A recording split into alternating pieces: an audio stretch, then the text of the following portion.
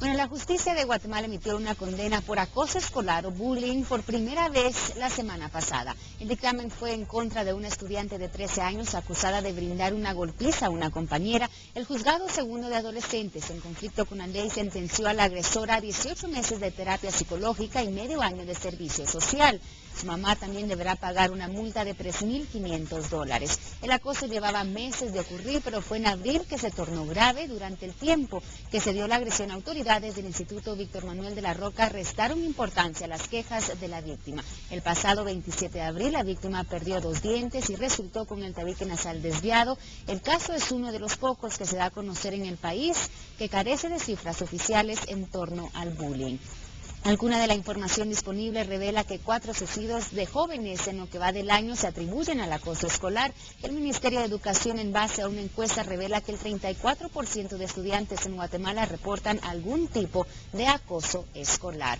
¿Qué implicaciones tiene la primera sentencia en contra del bullying? Un tema que vamos a poner en contexto esta mañana con el licenciado Omar Barrios, abogado litigante, y la licenciada Mireya Asturias, psicóloga. Muy buenos días a ambos, gracias por estar con nosotros. Bueno, empecemos entonces, licenciada, quisiera empezar con usted. ¿Qué reacción le trae esta primera sentencia en contra del acoso escolar?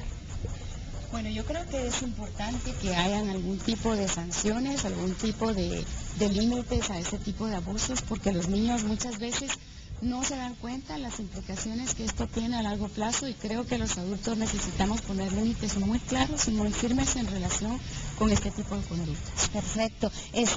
Ahora, licenciado, usted nos podría comentar ¿Qué lleva a que este caso pues se haya logrado ser juzgado, que se haya logrado una sentencia en este caso? ¿Será que todo caso de acoso escolar pueda sentenciarse? Yo creo que aquí lo relevante es la madre de familia que impulsa buscar una salida a ese conflicto que surgió entre las adolescentes.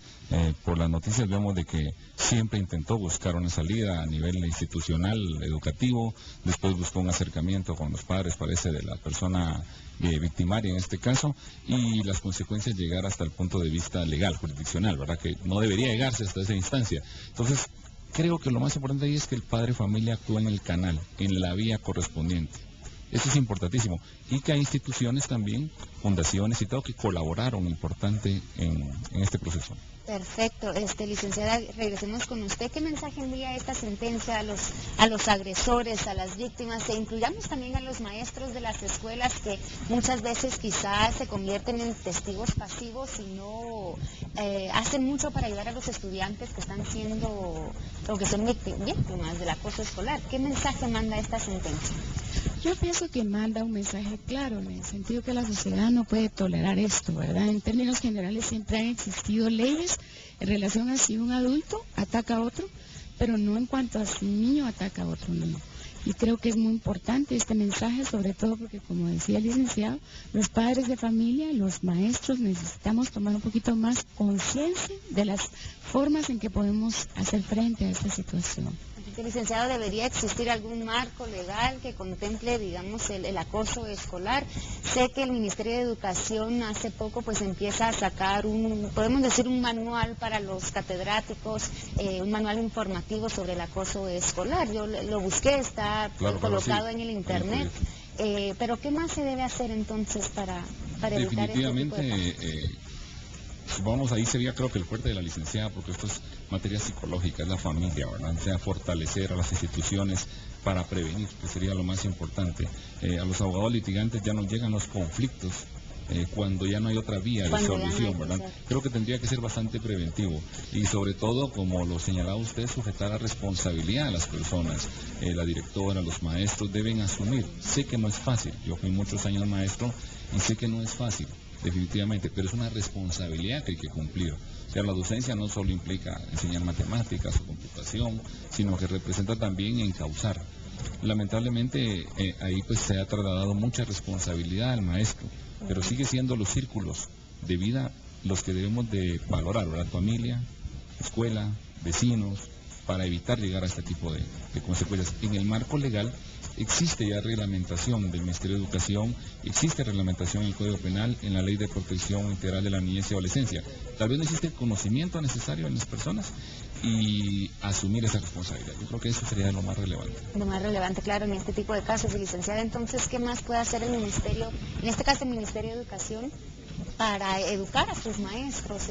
Sabemos de este manual, pero ¿qué más se puede hacer para educar y ir previniendo este tipo de casos? Sí, yo creo que el papel del ministerio es hacer conciencia y dar información, porque mucho del problema se debe a que no existen lineamientos claros en la forma de manejarlo. Los maestros dicen cosas como: yo no estoy viendo el problema, yo no estoy viendo en qué momento este niño está atacando al otro y por lo tanto yo no lo puedo castigar, no tengo evidencias. Entonces creo que muchos de los enfoques que se necesitan dar es que los maestros estemos alertas para que podamos detectar el problema cuando está ocurriendo.